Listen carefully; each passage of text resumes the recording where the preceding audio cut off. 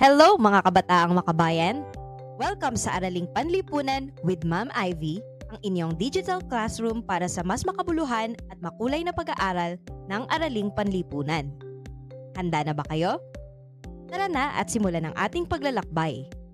Pag-aaralan natin ang nakaraan para sa mas maliwanag na kinabukasan. Hello learners! Welcome sa ating bagong topic. Mga hamon sa pang-ekonomiya ng Pilipinas matapos ang ikalawang digmaang pandaigdig. Wasak ang bansa? Bagsak ang ekonomiya? So, paano nga ba bumangon ang mga Pilipino mula sa abo ng digmaan? Ano ang mga hamon na kinaharap natin at paano ito nakaapekto sa buhay natin ngayon? So, focus muna tayo kasi susuriin natin ang mga solusyon, pagkukulang, at mga aral na maaari nating dalhin sa future. Let's go!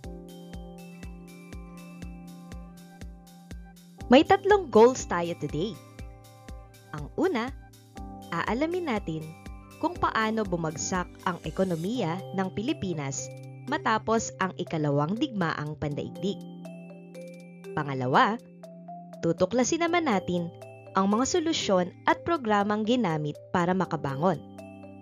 At pangatlo, unawain kung paano ito nakakaapekto sa ating ekonomiya ngayon.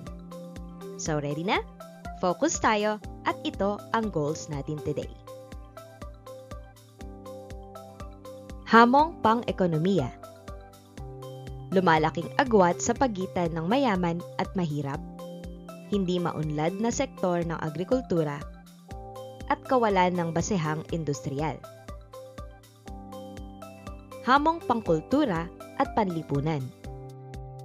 Pagkakakilanlan ng Pilipino at programa sa pagsulong ng kapakanan at kagalingan ng mga grupong etniko at pag-usbong ng mga kilusang komunista at Moro bunsod ng mga suliraning panlipunan.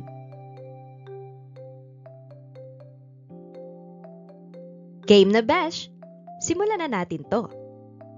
Pag-uusapan natin ang mga hamon sa pang-ekonomiya ng Pilipinas matapos ang ikalawang digmaang pandaigdig. Imaginin mo, bagsak lahat. Mula sa kalakalan hanggang kabuhayan. Paano tayo bumangon mula sa pagkawasak? Ano ang mga ginawa para muling patibayin ang ekonomiya? At bakit mahalaga itong malaman? So focus na tayo and let's go! Dumako naman tayo sa tanong-dunong. Ready na ba ang utak natin para mag-isip at mag-analisa? Ang tanong ay simple.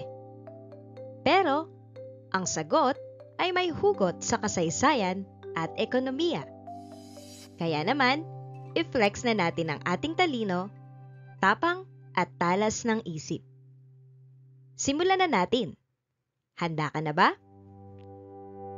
Ang sumusunod na katanungan ay maaaring gawing gabay sa pagtalakay ng aralin. Ano ang napuna sa larawan?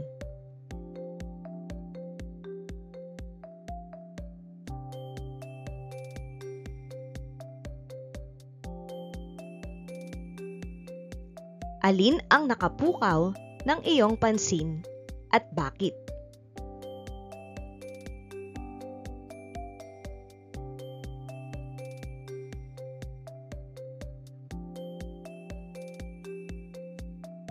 Ano-ano ang mga hamong pang-ekonomiya na makikita sa larawan?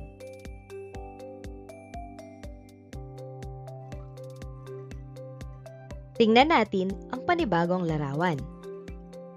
Ano ang napapansin mo?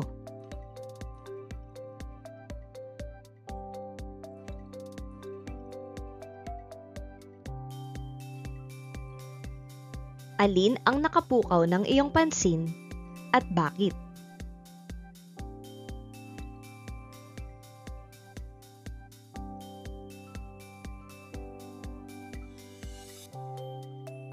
Ano-ano ang mga hamong pang-ekonomiya na makikita sa larawan?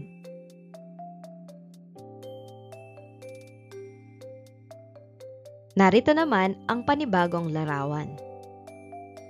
Ano ang nakikita mo?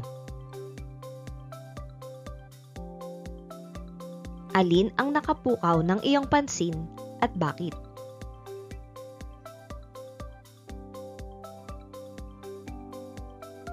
Ano-ano ang mga hamong pang-ekonomiya na makikita sa larawan? Let's explore!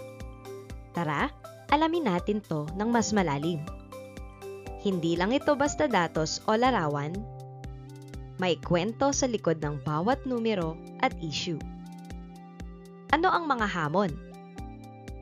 Paano ito nakakaapekto sa ating pang-araw-araw na buhay? Buckle up kasi it's time to dive in and uncover the real deal. Let's go! Ito ang issue sakto. Issue, sanhi, at epekto. Ang mga hamong pang-ekonomiya ay naglalarawan ng mga issue na nakikita sa komunidad at sa bansa.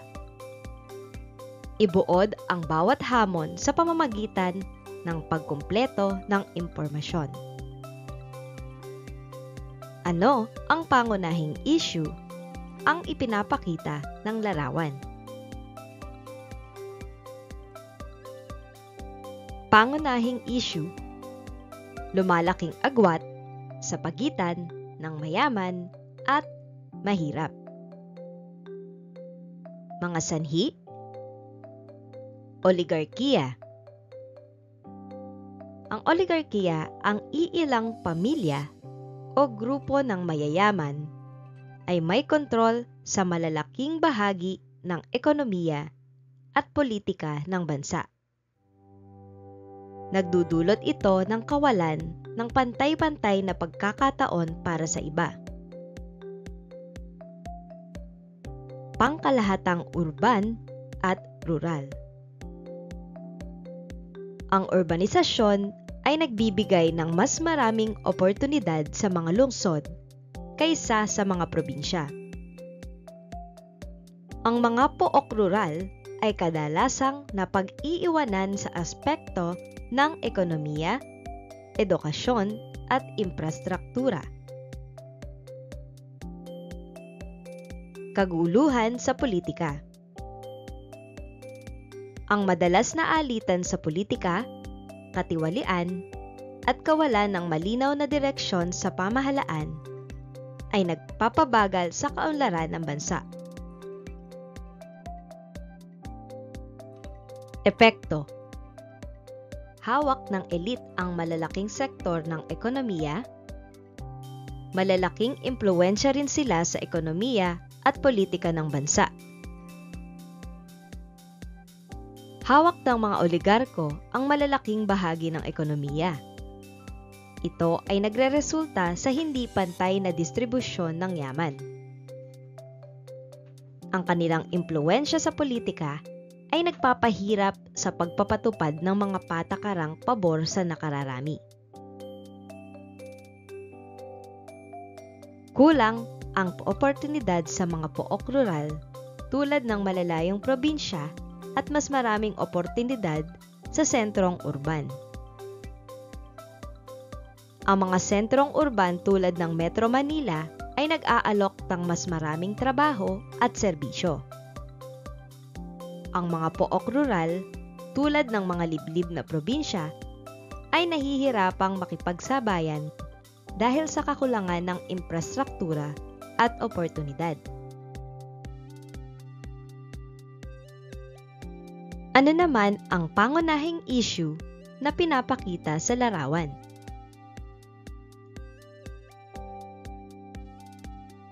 Pangunahing issue, hindi maunlad na sektor ng agrikultura.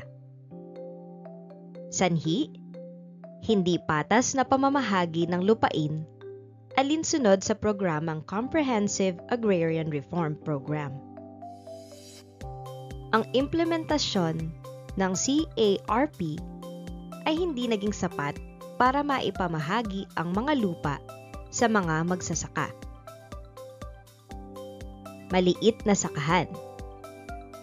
Karamihan sa mga sakahan ay maliit at hindi kayang suportahan ang malakihang produksyon ng pagkain. Hinang suporta ng pamahalaan sa pagpaparami ng pananim at pagpapaunlad ng teknolohiya.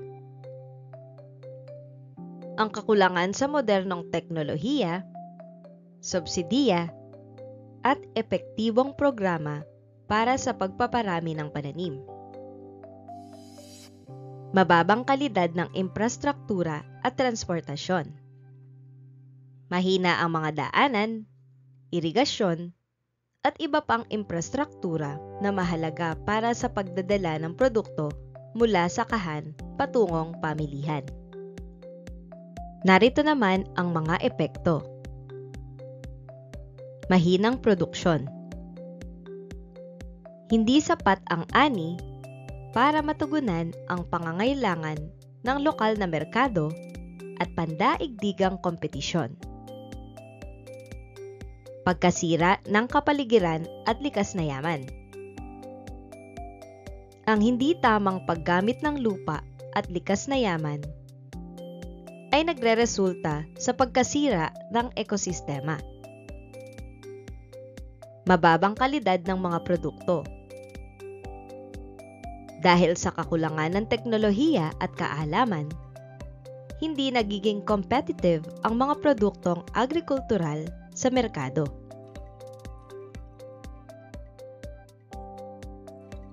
Ano ang pangunahing issue ang ipinapakita ng larawan?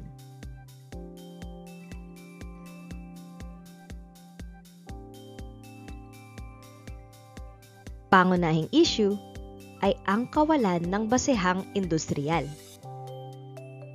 Mga sanhi, mahinang pamumuhunan sa mga makabagong teknolohiya. Ang kakulangan sa pondo para sa makabagong kagamitan at infrastruktura na kinakailangan para sa modernisasyon ng industriya. Job skill mismatch. Hindi tugma ang kakayahan ng mga manggagawa sa mga pangangailangan ng industriya na nagreresulta sa kawalan ng produktibong lakas paggawa.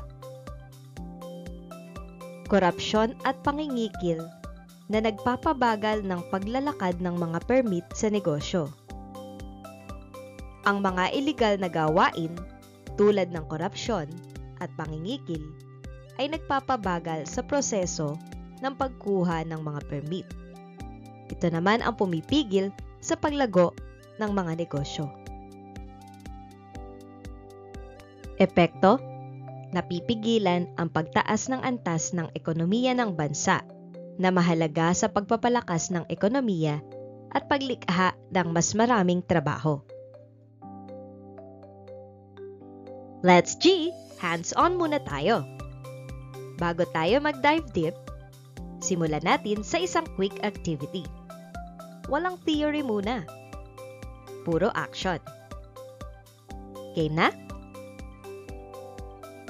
Halina't ating basahin ang sanaysay at ibuod sa pamamagitan ng pagkumpleto sa mga impormasyon. Pamumuhay sa dalawang dulo ng agwat ni Joan F. Alim.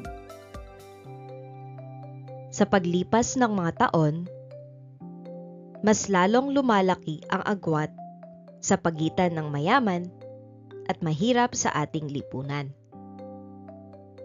Nakakalungkot isipin na habang ang ilan ay yumayaman at napakalaking bahay ang kanilang tinutuluyan, may mga naiiwan sa laylayan ng kahirapan.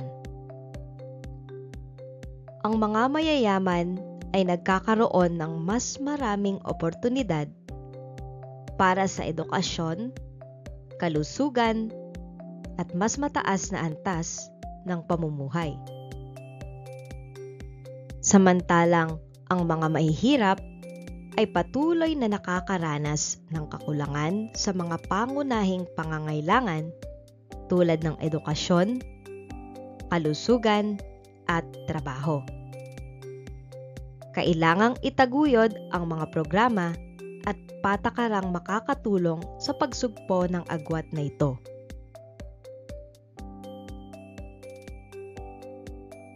Isulat ang buod ng hamong pang-ekonomiya at ilagay ang pangunahing issue, sanhi, at epekto.